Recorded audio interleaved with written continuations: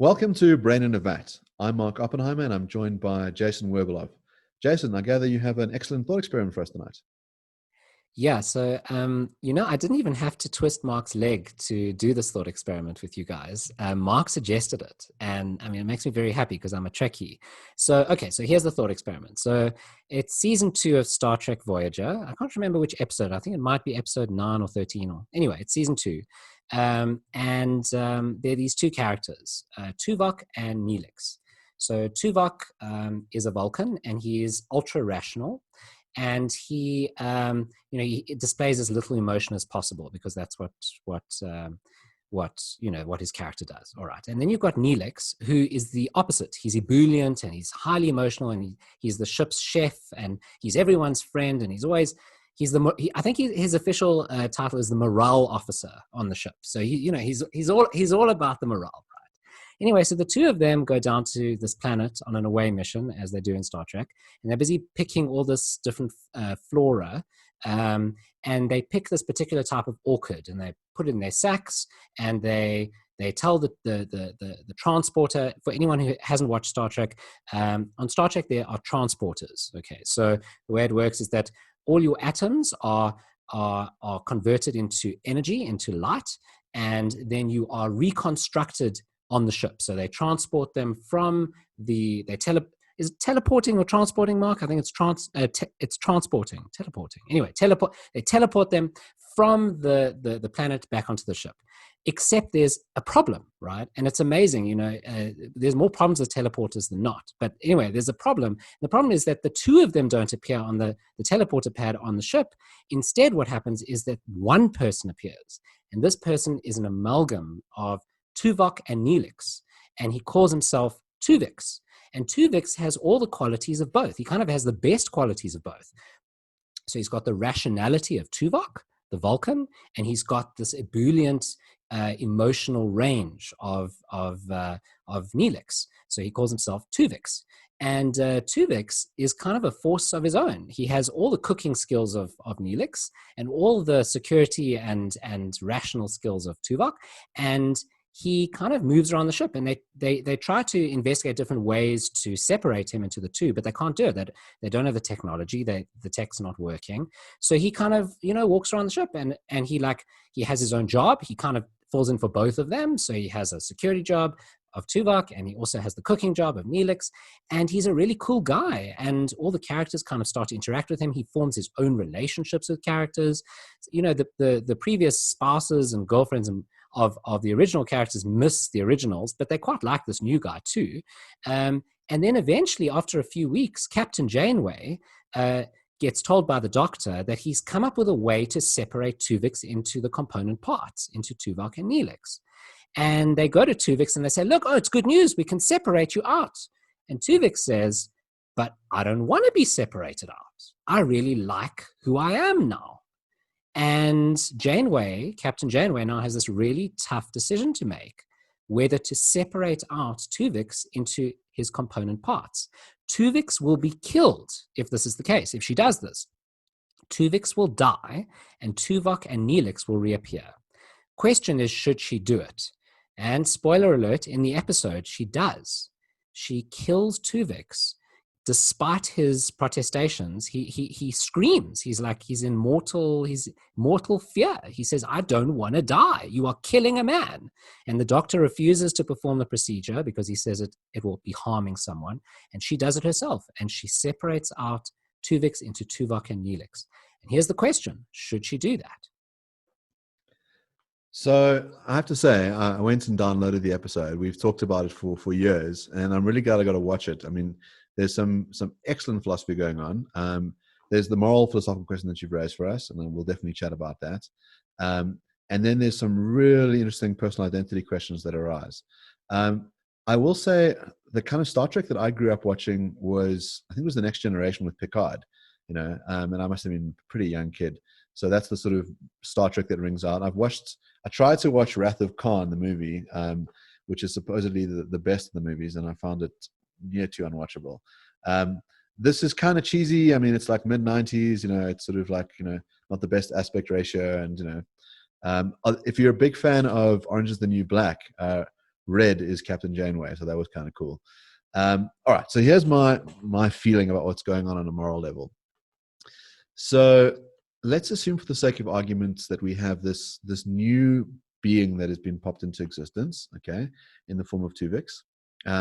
And one way we might think about that being is like a child. So if you think about two parents who combine their DNA and have a child, it has the attributes of both and is its own independent being.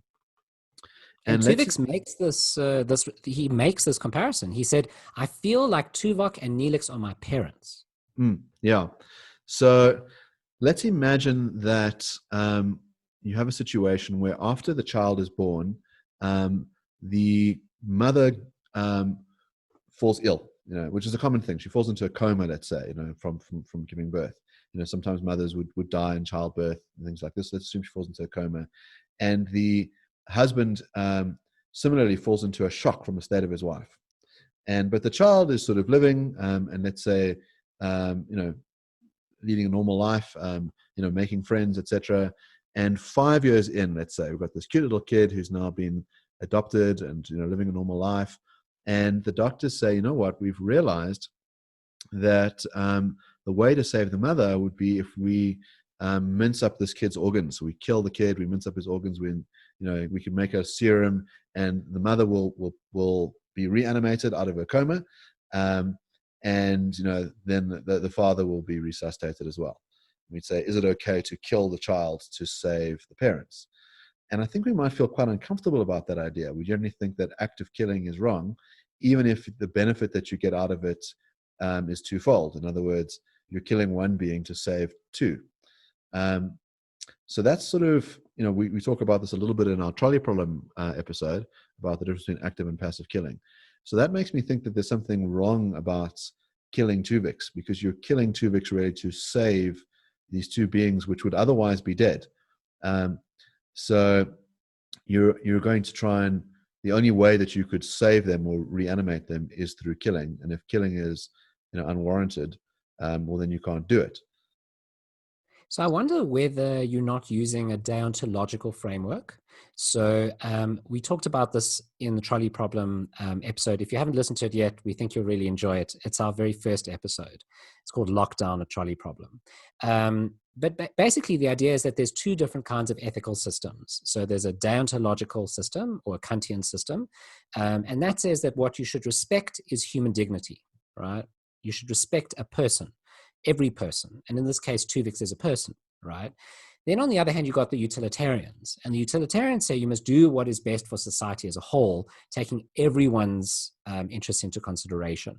So there you might provide a utilitarian argument for separating Tuvix out, because, as you say, you're saving two and killing one. Whereas the deontologist says, no, you can't ever sacrifice one. So is that what you're trying to get at, Mark? Are you trying to get at a deontological account? Yeah, so that seems like part of it, right? The utilitarian's going to have to, it's not quite a simple calc for utilitarian, because it's not a simple matter of saying, well, one life versus two lives. There's, the goodness of these lives that's going to play a role.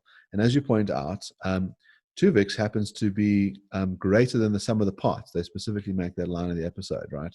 He is a better cook because he's possessed with irrationality, and he actually makes better strategic decisions because he's aware of emotion. Now, the other little interesting element is that he falls in love, and he falls in love with Neelix's girlfriend. And you get the strong sense from her that she'd like to pursue a relationship with him, although she feels some sense of grief, from the death of Neelix, and some hesitation. But there's a line where she says, I think we can be friends and maybe more. Now, there's an interesting question as to whether she'd be, having an affair or not, whether she, is she moving, is she moving on the right way, in the same sense that your lover dies and you find someone else. But where it gets complicated, of course, is that Tuvix isn't just a new being. He holds the memories of the prior two beings simultaneously. So it's not clear to me on the utilitarian calc what you ought to do, because he might actually be better than the other two. And then the other question is he the other two? Is he the other two plus, or is he less than? Well, this is the fascinating question. I mean, there's lots of fascinating questions in this episode, but this is one of the most interesting. Is is he one person or is he three? So is he Tuvok, Neelix plus the combination, or is he just the combination? And he keeps portraying himself throughout the episode as both. He perfectly remembers everything that happened to both. He has all their memories and feels the same way about his previous partners. Tuvok has a wife on Vulcan, and Neelix has his girlfriend, and he still has feelings for both. He's this combined being. So, the utilitarian could argue, if he wanted to save I've forgotten his name now, Tuvix. If he wanted to save Tuvix, the utilitarian could argue that actually there are three. There's equivalent value of 3 lives there, not just one. But now let's ask this question: Is he a continuation of Tuvok and Neelix? And this is where a very cool philosopher, someone whose work I admire enormously, who passed away recently, Derek Parfit, comes in. So Derek Parfit used a series of thought experiments to try and argue for the view that identity is not one-to-one. In other words, it's not the case that you exist at a certain time, and if we look at a later time, there will only be one of you. He also thought that identity is not, there's no golden thread. So he thought that there are it's not 100% you tomorrow. It'll be some degree of you, some percentage of you. So he said, consider the way you are now versus the way you were as a small child. How similar are you? Probably not very. Like, you might have some of the memories of that child, and he said that's very important. But in many ways, you're very different. If I consider myself now versus my childhood self, I had no knowledge of philosophy. I hadn't watched Star Trek yet. I mean, if I consider myself at 5 years old, right? I hadn't written any science fiction books. I was a very different person to the person I am now. All the things that have happened to me in my life hadn't happened back then. And I don't remember a lot of the things that happened to me as a 5-year-old. Now compare me with Mark, right? So Mark and I have a lot in common. Okay, Mark and I both have a love of philosophy. We both participate in a podcast and a YouTube series called Brain in a Vat. We've both been part of very similar conversations on opposite ends of the table. We're much more similar, the two of us, than I am with my 5-year-old self. So Parfit says it would be incorrect to say that I am just identical with my previous self, my childhood self. It would be much more accurate to say that there is some degree of continuity between my childhood self and me today. There's also a degree of continuity between Mark and me, which might even be greater, right? So he thinks that we continue through various people to varying degrees, and it shifts and changes and morphs throughout our lives. So his idea is that identity is not a one-to-one, it's a one-to-many, and that the percentage is not 100%. It's not a golden thread of 100% identity. It gets split and moves around between the people that you meet and how you influence them. My grandmother influenced me enormously, but my grandmother died 8-9 years ago. But I inherited her dishwasher, and I perceive her personality in that dishwasher. It's totally my grandmother. The way it runs, the way it doesn't run when it doesn't want to, it's totally my grandmother in that dishwasher. Parfit would say there's a continuation of my grandmother in that dishwasher, right? A certain percentage, and a continuation of her in me. So back to the Tuvok and Neelix case, they both continue in Tuvix, according to Parfit, because their memories continue in Parfit, and he's very similar to the two, not in Parfit, rather, in Tuvix. And Tuvix is very similar to the two. So Parfit would give you a case for arguing that Tuvix is a continuation of Tuvok and Neelix. So I like this analogy you've drawn with the relationship you have with your grandmother. Because if your grandmother didn't exist, you would not exist, right? And if 5-year-old Jason died at the age of 5, you wouldn't exist either. And so you might think that you owe your existence to these other beings, but that they are separate. And we very easily recognize the separateness of you and your grandmother. We think of you and the baby as being the same, but we might be very mistaken in that front. And it might be better to think rather of the baby Jason as an ancestor. And you might think of it as these overlapping arcs. So, I mean, our cells change every 7 years. So we know that it is a different physical thing. The size of that being is very different, the mental states.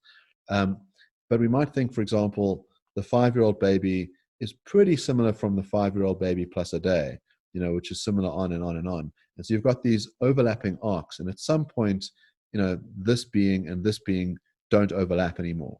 But this being would not exist were it not for this being.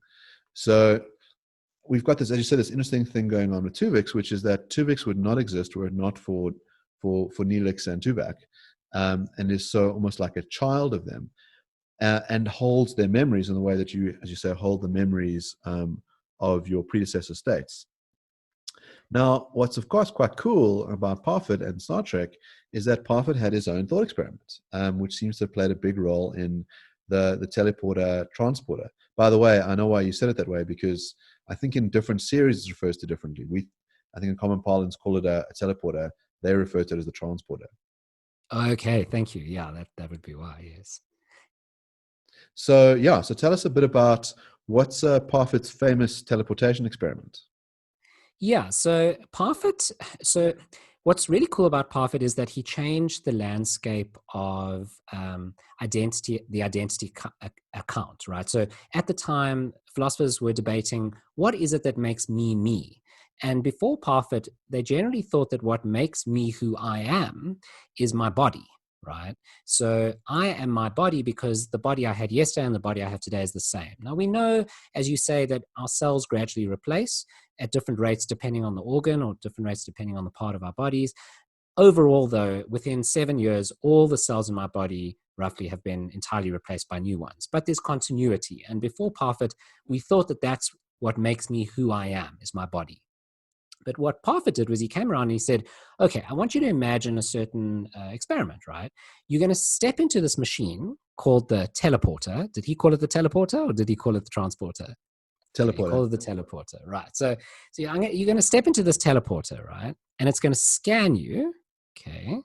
And then there's going to be another pad where it's going to rebuild you. But you're going to disappear from the first pad.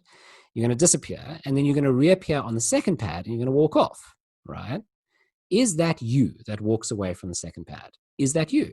And people say, well, yes, because the person who walks off on the other side has all my memories. He has all my beliefs. He remembers stepping onto the first pad. He has my name, or he believes his name is Jason, right? He seems exactly the same in every way, right? He looks the same, feels the same. And then Parfit says, okay, but if that's the case, if that is you that walks off on the other pad, it's not you in terms of your body, because what we did on the first pad is we mulched the body, right? So we took this body and we destroyed it, right? We turned it into just particles of energy. We just destroyed it. And then we created a new body on the other pad. So it can't be you who steps off on the second pad if what you think you are is your body. But our intuition is that it is you, and so it can't be your body that determines who you are. What makes you who you are is that the second person who steps off on that pad has memories of the first person. And so memory is what matters. He called it your psychological profile. And so Parfit said that what counts is your psychological profile, or your mind. That's what determines who you are. It determines your identity. And Parfit kind of cashes out even further. He says, imagine that there was a delay in the way that it worked. So that what happens is the receiving pad prints out, let's say, you, and the other one stuck around in place A, and both of you could coexist for a while. And then, let's say, for legal reasons, we say, well, we can't have two Marks or two Jasons floating around, so we're going to now kill the first one.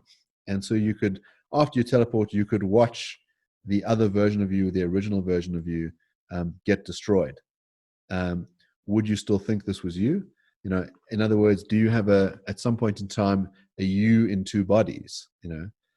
So as you point out, you've got the situation of, where is the you-ness? Is it in the physicality, or is it in the mental states? And if it's in the mental states, can you have these clones of you that would be you? Yeah, so that version of the thought experiment is meant to show that identity is one to many. It's not one to one. Because if we don't destroy the body on the original pad, then now there's two of you walking around. And I mean, in your version of it, there's just two of you for a second or two. But imagine the the machine that destroys you just doesn't work, right? So now, and you step off of pad A and you step off of pad B.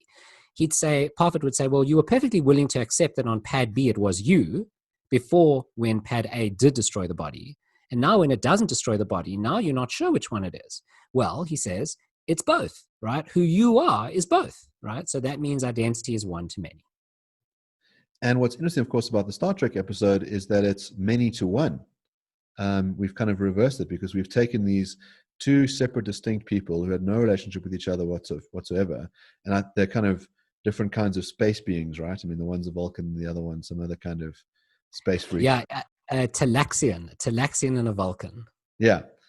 So no relationship whatsoever, and now we've merged them into some kind of new being. They've also got a bit of orchid stuck in them, right? That's the reason why they get merged. So this hitherto undiscovered space species with the memories of these two prior beings. And so, as you say, is this one new being, or is it all three? We only have one body.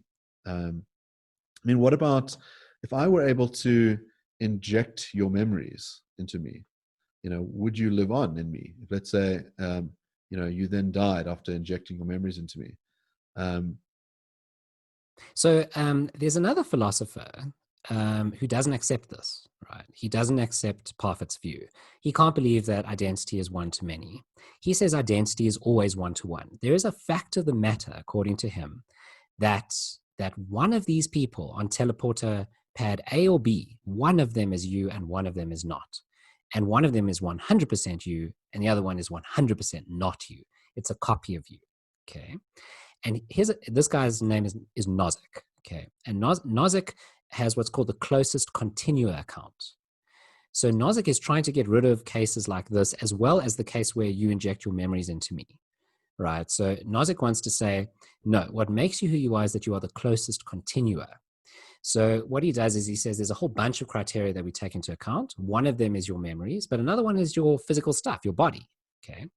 And he thinks that the closest continua will be the person who has as many of those criteria as possible to the highest degree. So he has kind of like a calculus, and it pings out a result. Boom, that's who you are, right? So if you inject some of your memories into me, you are not continuing through me to some degree, according to Nozick.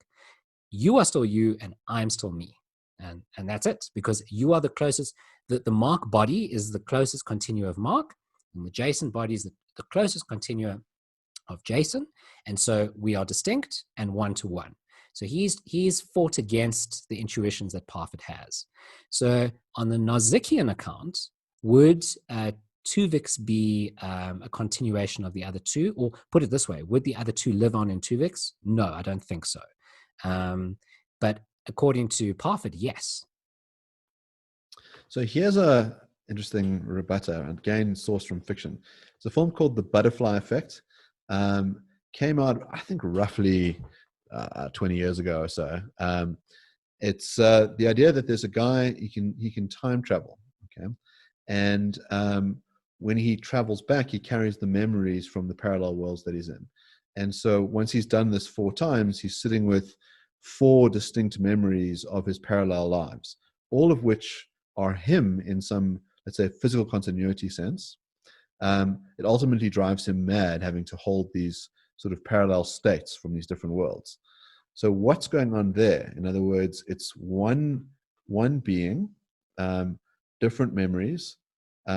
Is he 4 people? Is he 1 person? Okay, so let's think about it carefully. So on the Parfitian account, he is one continua from multiple sources, right? So but they all continue in him, right? According to the closest continua account, so it depends. Did each of those people end in their respective dimensions, or did they continue and then he kind of shifts back into his own with their memories? I can't remember if how he sort of moves from state to state, but I mean, you could have, let's say, the Quantum Leap, the other sort of series with someone sort of inhabiting one psyche and jumping other physical bodies thing. So, in other words, there's no death, there's just kind of movement. Or we could imagine that the person dies in parallel world A, leads a full life, gets reborn into their own physical body again, but in parallel world B, has all the memories from the first world, grows up as a child, becomes an adult, has now two sets of memories when they die, and this keeps going on, you know. Yeah, I think Nozick loves what's called the golden thread, right? So he loves the idea of the one-to-one. He's not going to accept it. He's not going to accept it. But Parfit will. I think Parfit will say, will Parfit say there's one person or multiple? I think what's interesting about what Parfit's view implies is that to say there is one person is a bizarre thing to say, because one person means kind of like causally insulated from other people, right? And on his view, you're not. You bits of you are bleeding off into other people and vice versa as you interact and influence each other and take on each other's traits. There's something called the chameleon effect, which is that when two people talk, if they like each other, they start mimicking each other. Unconsciously, they mimic each other's body language. They also mimic each other's facial expressions, their verbal cues, and and their beliefs. Right? They take on each other's beliefs. If you like someone, you start to believe similar things. In Parfit's sense, the two of you really are merging. Right? You like becoming one thing. But to say it's one thing would be wrong, because the two of you are also, interacting with lots of other people and have lots of other people you've interacted with in the past. So Parfit's view is kind of like this big mess, right, of causal chains between people with degrees of identity floating around between everyone in this big web of identity. Yeah, I mean, I think Parfit was sort of told that his account was quite Buddhist in some ways, right? Which he found perplexing. He said, "Oh well, if it turns out to be the case, so so be it, I suppose." There's a kind of pantheism going on, right? That there is only this one entity. I mean, this is the sort of stuff you saw in bad '90s sort of woo new age books that we're all one, man. Like the Neil Donald Walsh line. And in some level, he's sort of saying that, right? Like, well, you've got the society of people that are overlapping with each other, and there's this sort of big grand entity that is all of us together. Yeah, and Mark will probably know that I'm very sympathetic towards pantheism, because I do buy into this Parfitian account of this web of identities. I also think what's very interesting is that at the end of Parfit's first book, what's the name of his first book, Mark? Reasons and Persons. Reasons and Persons. Yes, that's right. Fantastic book. It's not very long and so good. I really recommend you read it. At the end of Reasons and Persons, he gives an account of how to understand ethics. And what he does is he roots his ethics in this interdependent identity account. And what he says is, it would make no sense to harm another person, given that there isn't really a firm distinction between you and that other person. He kind of grounds the legitimacy of things like utilitarianism and Kantianism or deontology in the idea that it is rational not to want to harm other people, or it is irrational to want to harm other people, because when you really think about it, there aren't other people. They're all some percentage of you. Yeah, I mean, so you're right to talk about, Parfit's book as this huge change in philosophy, right? I mean, it's incredibly influential. So the book came out in, I think it's 84. And he didn't write another book up until What Does It All Mean, which came out a couple of years ago, very shortly before he died, which I think was about 25 years of work. And what's interesting about What Does It All Mean is that it's multiple volumes. So it's not a short work, but he writes very crisply. I mean, Parfit has an incredibly sparse style and filled with all sorts of interesting thought experiments. And he, as you say, takes off from that last chapter of, well, how do we develop a moral theory? And he thinks that, well, there's been these three paths to climb a mountain. So there's utilitarianism on the one hand, which we've talked about, this idea of maximizing the good. Kantianism, this idea that there are rights. And contractarianism, the idea that what we want in a society is agreement. And he thinks that these are these three paths of climbing the mountain to get to what is the right action. And he thinks they can all be cashed out in terms of each other. And so he creates this new grand moral theory. And so the first volume of the book is that. The second volume is critiques of it from a whole bunch of his peers who'd been circulating this draft to for years. And the third volume is his responses to the critiques. And it's probably one of those books that will have ramifications for many years to come as people are still digesting it. Yeah, so, something which we mentioned in our previous episode when we interviewed Liz Jackson is that philosophers love disagreement, not just with other people's positions, but with their own. So one of the greatest compliments that you can pay to a philosopher is to provide an objection to their view. Because what it does is it says, I've taken your view seriously, I have read it, I have thought about it, and here's what I think is wrong with it. And we as philosophers love that. And it's just so cool that Parfit spent an entire volume of his work dedicated to objections to his own view, without even responding to them in that volume. Just in the next volume, he responded to them. I mean, he really gave those objections room and space. By the way, there's something else very interesting about Derek Parfit, which is that he had something called aphantasia, which means that he wasn't able to imagine things visually. When he tried to imagine the world, he couldn't think about it visually. I have not as bad aphantasia as Parfit did, but I have some aphantasia.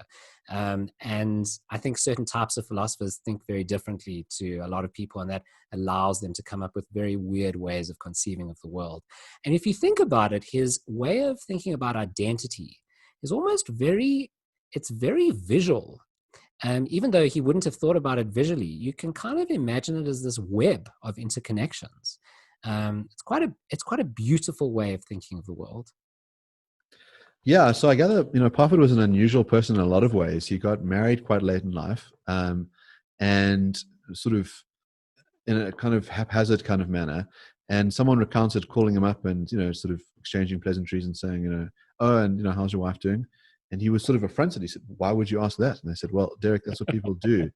Apparently he used to have, he was obsessed with work. So he would have exactly the same thing to eat every single day. And he would have his coffee cold. So he had instant coffee with cold water because it was quicker to make it that way. And I think he ate a kind of totally vegan diet. He fell ill at one stage. And all he could say to the doctors was, I need to get back to the work. So he was an incredibly driven guy. And it's an interesting notion, as you say, about, a lot of, philosophers are abnormal. They have strange ways of looking at the world, probably very kooky to spend time with. Apparently also an incredibly giving guy. So for someone who wrote 2 books, the other thing that he would do is people would submit drafts to him of their books. And often his comments were longer than the books themselves. So it was sort of seen as just this incredibly generous colleague. So yeah, there's some really fantastic articles which I'll stick in the description about his life. But I want to move on a little bit from this and return to the idea we were talking about earlier, which is this relationship between philosophy and fiction. And so, Jason, your first novel that you wrote, The Solace Pool, plays with one of these ideas, which is this idea that you could be 3D printed.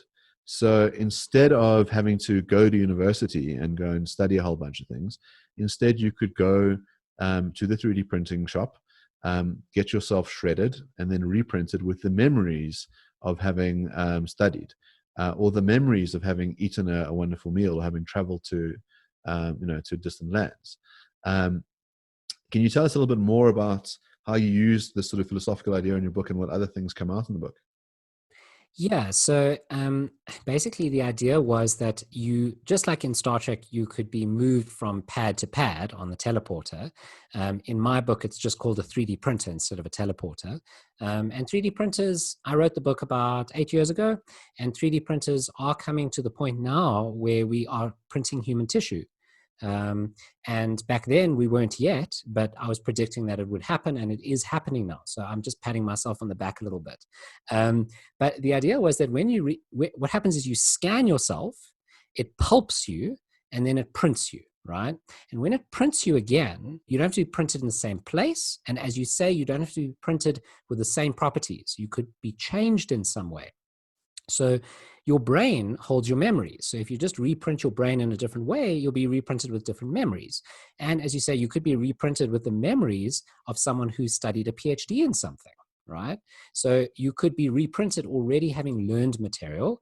You don't have to eat a meal. You can just reprint yourself with that meal already in your stomach. You don't have to go on holiday. You can just reprint yourself with the memories of the holiday in your mind. And basically, the problem, what arises from this, is that people start to realize that the world in which they live is deeply inauthentic. So the world in which they live isn't, or the memories that they have are not memories of things that they did. They're memories of someone like them doing it. So the programming, what it does is when it prints your brain remembering a PhD, your brain will have supposed memories, faux memories of you having studied a PhD for years and years and gaining all this knowledge. Or it will reprint you with the memories of being on a holiday, but that holiday never happened, right? And that PhD never happened. So in this world, what starts to happen is that everyone starts to value authenticity more than anything else. They want to really go on holiday, but holidays are now so expensive because who has time for a holiday when everyone's just getting reprinted with the holiday in their minds? There's no B&Bs anymore. There's no flights anymore. There's no, because you would just be reprinted somewhere else or reprinted with the memories. So what happens is that people start to really crave authenticity. And I'm wondering whether that's not happening already in our lockdown state today with COVID, is that we're kind of having to experience the world through a screen, through a computer screen or through a cell phone screen, and look at memories of this previous world that we had, right? There's no travelogues anymore, right? You can't watch a live person flying on a plane today, going to a country and experiencing Paris with the Eiffel Tower and beautiful people walking around. It's not going to happen. You're going to have to experience some kind of representation of it, a memory of it. We can't really have experiences anymore. And I'm wondering whether it's not a similar problem. Yeah, I mean, to give you an idea of, what I was doing before we started recording this episode was watching a dating show, which was a recreation of a kind of, cheesy 90s thing. And it was a bit of a fundraiser. And the way the dates were done was that people sat behind their screens and they put on virtual backgrounds of all these exotic locations. And they had a date under the Eiffel Tower or a date in on a beachfront. And there's this sort of pretend game, as you say, to sort of say, well, let's imagine that we're in this place. And all of us are kind of having to do a giant pretend. And I assume we're doing it because we say, well, we will get back to reality post-COVID, and we can, see this as a temporary hiatus. And it would be interesting, and we might say we're okay with escaping into a fantasy world temporarily. And what's interesting, of course, is if it wasn't so temporary, if you had to, jump into, we talk about Nozick's experience machine a bit with our episode with Aaron Fasser, and whether that would be, a rational choice, to escape reality permanently and have all these experiences, even if they weren't authentic. Yeah, it kind of feels like now we have to jump into an experience machine every day in order to live life at all. Like imagine you switched off all your electronics right now and decided for the next month, I'm not going to switch on electronics. And imagine you live alone. You're not going to have any interaction with the world whatsoever, or at least with the living world. You'll just have interactions with inanimate objects or maybe a pet, but you're not going to have any interaction. It's kind of like we are forced into an experience machine. By the way, the experience machine, if you haven't watched our episode with Aaron, which we recommend, he's fantastic on that episode. It's called The Value of Life. Anyway, so the way the experience machine works is that you plug into this machine, you step into it and you plug in, and the machine makes you forget that you've plugged into the machine, and the machine will give you the best possible experiences that you can imagine. Right? So it's programmed to make you as happy as possible and experience as much pleasure as possible. And Nozick asks the question, if you had the choice, would you step into the experience machine for the rest of your life? And he thinks that most people would say no. And that is meant to illustrate how important authenticity is.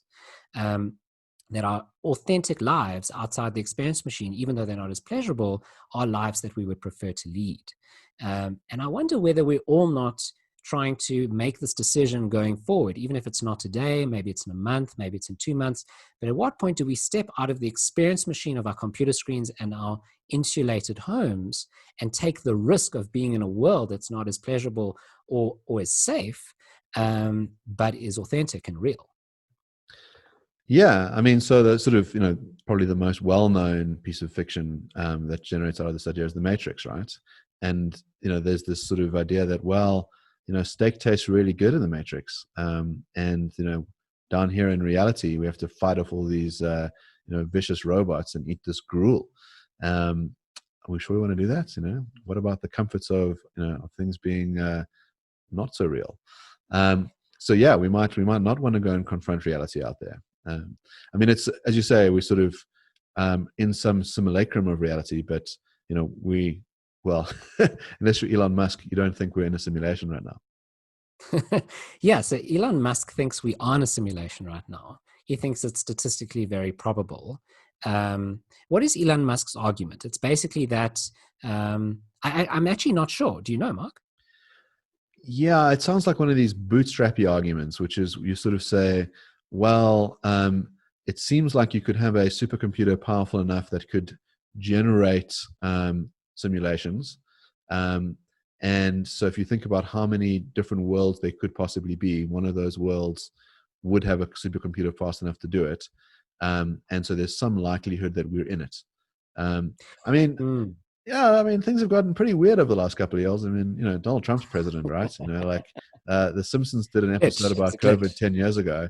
So yeah, things are glitching out pretty hard. I've seen that black cat kind of phase in and out of reality a few times. I mean, if you look at Jason's couch, are you sure that's the same cat that started this episode? I'm not so sure. His name is 46. So yeah, I think that I think so.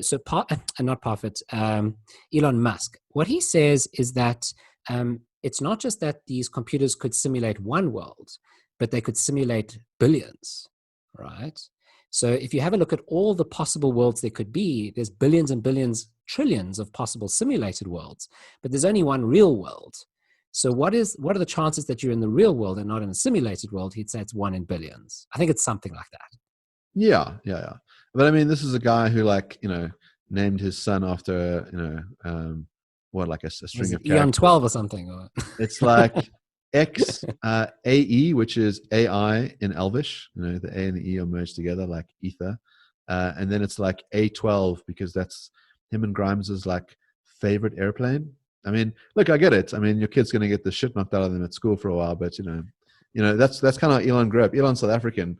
I think had a hard time, and he's like, I feel like my kids, he's going to have a really easy time in life, having a billionaire dad. So let me make it hard for him, So Mark, back to the original question: would you chop up Tuvix to generate Neelix and Tuvok, or would you keep Tuvix alive? I wouldn't kill him. I think he is an independent being, and I think you would be killing him to resuscitate other beings, and I think that would be morally impermissible. And it's not clear, certainly that's on the Kantian account, but I don't think it's clear on the utilitarian account either, that you'd be doing the right thing, that you'd be maximizing the good. So I think when Janeway kills him, she does something pretty wrong. She might be doing something wrong and good at the same time, though, because what happens, of course, is that Neelix and Tuvok pop back into existence, and they're quite happy to be alive, and part of the sense that you get in the episode is that Neelix's partner is in this emotional turmoil about it, and you get the sense that that's what tips over Janeway's decision, and she says, I miss Neelix so much, and in a way there's this motivation of saying, well, these two lovers have been separated by this scientific accident, shouldn't we try and restore the status quo ante?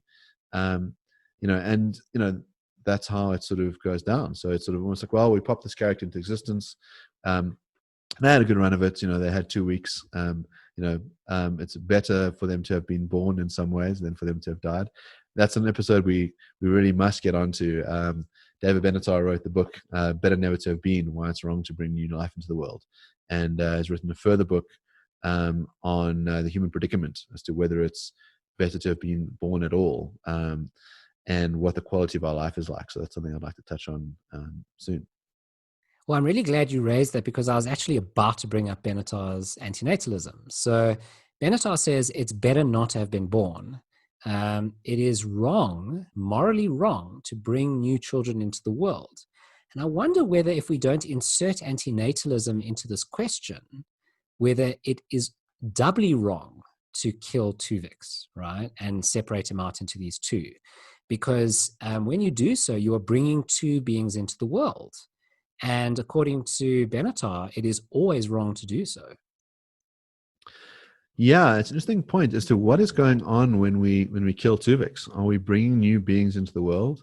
What's the sort of state of those beings? Were they dead? Are they now, reborn? Are they like, Lazarus risen? Were they in some state of suspended animation inside of Tuvix, and are they released? So, and do those things play a role in our decision? Are they now totally new beings? I mean, so Jason, we've talked quite a lot about personal identity, and you have some pretty interesting views on it. So, Jason doesn't drink, and one of the reasons, well, you tell our listeners why you don't drink. Yeah, okay. So I don't drink primarily because I think that when you drink, you die. Okay, so I'm a Parfitian, so I believe that who you are is your psychological state. It's your psychological profile, which is basically a combination of all of your memories together with certain habits that you have, beliefs that you have, desires that you have. But when you drink, especially if you drink a lot of that changes. So a lot of people drink because it numbs their memories, so your memories become fewer. And in addition to that, your proclivities change. So your desires change, your beliefs change. Suddenly the world looks much better, maybe.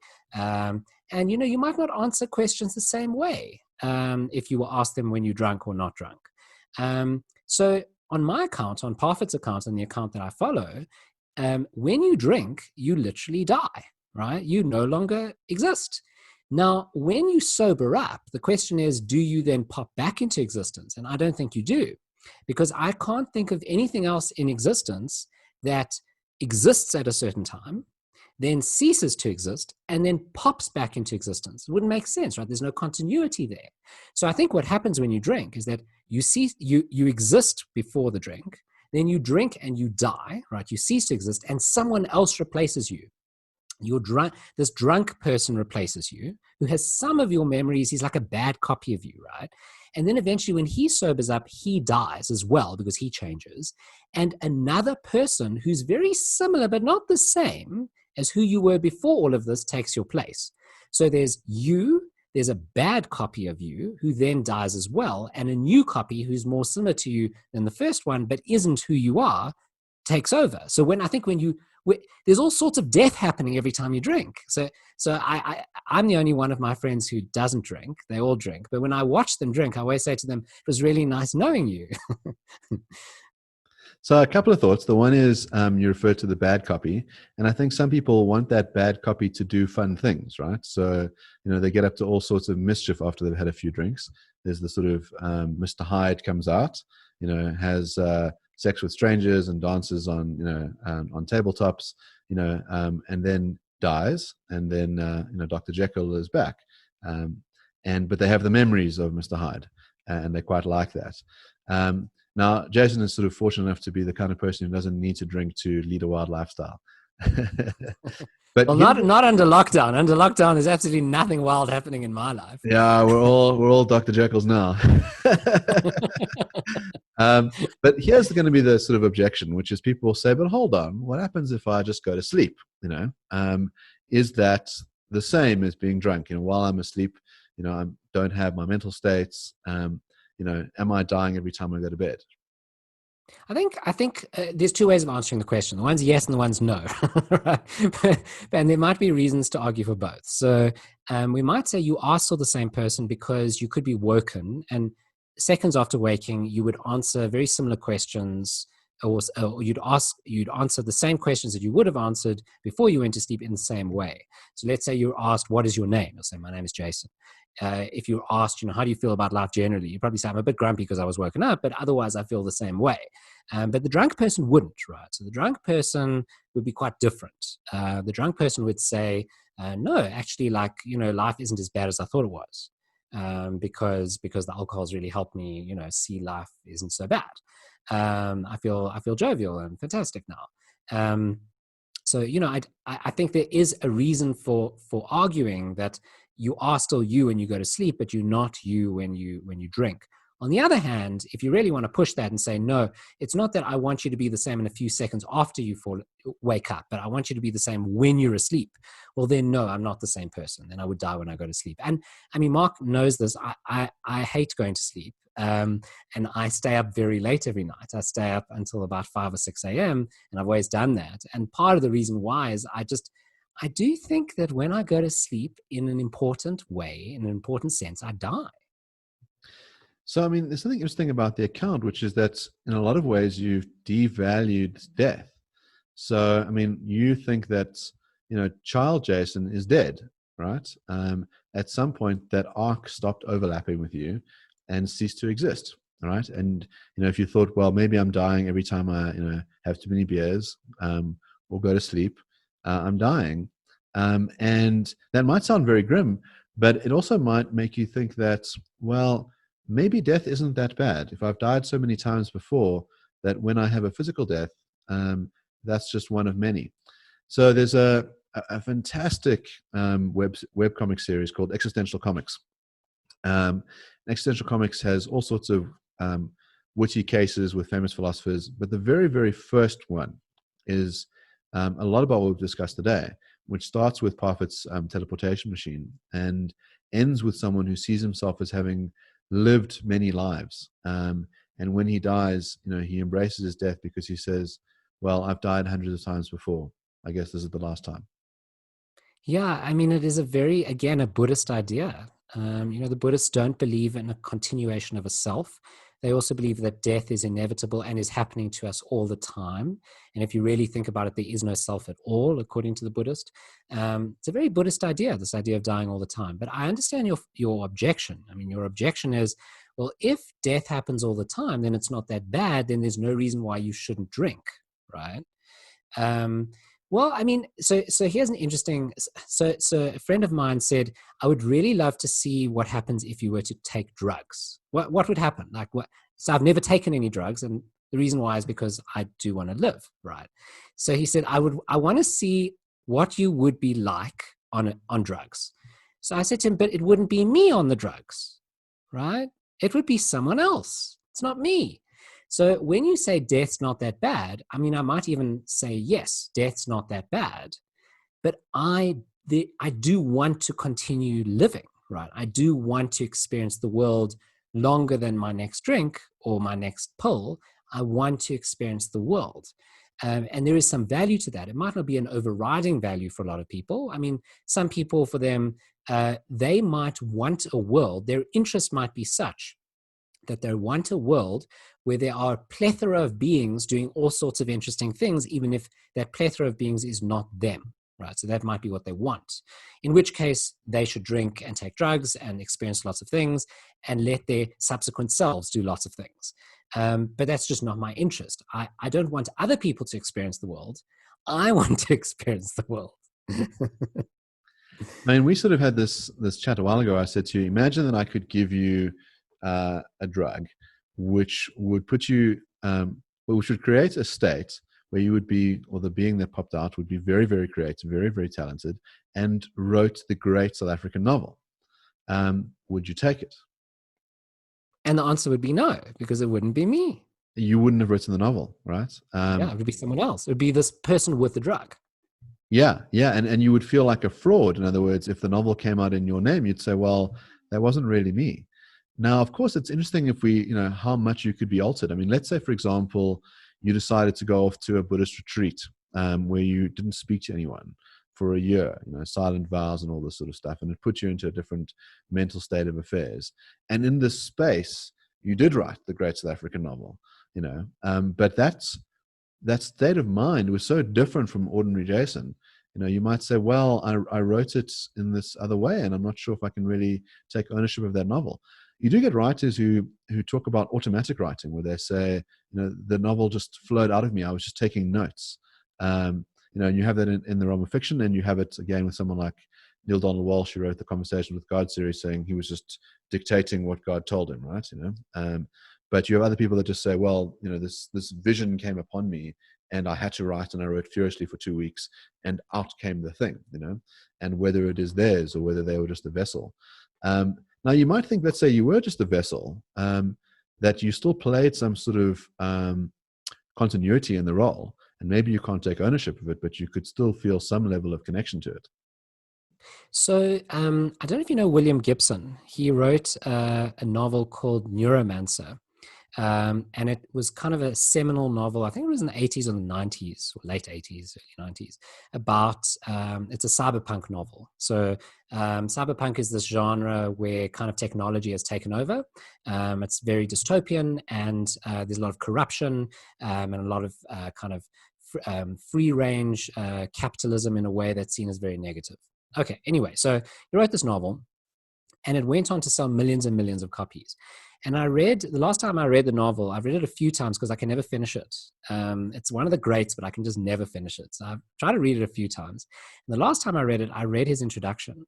And he talks about how it has sold millions of copies. And every few months or years, he has a look at how it's done, where it's traveled, the languages that it's been translated into, the things people are saying about it, the reviews it has garnered. And he feels about it like it's his child, but he doesn't feel like it's his anymore. He feels like it was his, it then separated from him and went out into the world. And now it's not his anymore. It's his in some genetic sense, right? So the genesis of it is in him, or was in him, his previous self at that time. But it's not his now anymore. And I feel very similarly about my work. I mean, the Solace Pill was written 8 years ago. And when I look at the Solace Pill today and I read it, I can see traces of my current writing in it, but it really does feel like it could be written by someone else. And in an important sense, it doesn't feel like mine anymore. Yeah, that's an interesting way of thinking about your creative works, as you say, is that you might birth them into the world and that they gain an independent existence, and that people will talk about the book sometimes without knowing who the author is. I mean, here's a really funny kind of account of it. Stephen King put out a tweet saying, listen, everybody, you're making all these comparisons with COVID and The Stand, but I'm telling you right now that, that's a totally unfair comparison. Things were much, much worse under The Stand. And one of the responses was, who the hell are you to make that comparison? So there was a true death of the author for that reader who, was aware of The Stand, but not aware of Stephen King's relationship to The Stand. Yeah, the guy was like, you obviously haven't read it. Yeah, so here's the question. Is Stephen King, I want to call him Stephen, I mean, as if I know him. I love Stephen King, by the way. He is literally my favorite author. And I don't mean that literally metaphorically. I mean that literally. I love Stephen King's work. So is Stephen King correct then in saying, no, but I wrote it? Or is in some important sense, is it true to say, no, there was a very different person back then who wrote it, and maybe I don't even remember all of it? Some people come up to me and quote parts of my book, and I don't even recognize the quote. So in some sense, they know the book better than I do, right? Yeah, and this is a really real case for King. So he had quite a bad cocaine problem. He says he has no recollection of ever writing the book Cujo. He just sort of took a lot of cocaine and these books poured out of him. And he says, okay, well, I guess it's there. I don't remember doing that. So, and there's this other kind of, let's say, postmodern account of the death of the author where they go, hold on, you may have written the book, but that doesn't give you any extra authority in, talking about what it means. Yeah, they talk about reader theory, right? So reader theory says that the meaning of the book is constituted by the reader, the very meaning of the book. And if the author comes around and tells you what the book's about and it disagrees with what the reader believes, the author is wrong. The reader is right. Well, Jason, I want to say thank you for a delightful conversation as always. I mean, you've been the perfect person to chat to for this episode, being a philosopher and a sci-fi writer. And, we've talked quite a lot about this relationship between the two fields and how they've sort of cross-influenced each other. So I look forward to talking about some of your other books in future. Head On, which, those of you watching on YouTube, tells a fantastical tale about a state run on some semi-utilitarian principles and how badly things go. So we'll have to talk about that sometime soon.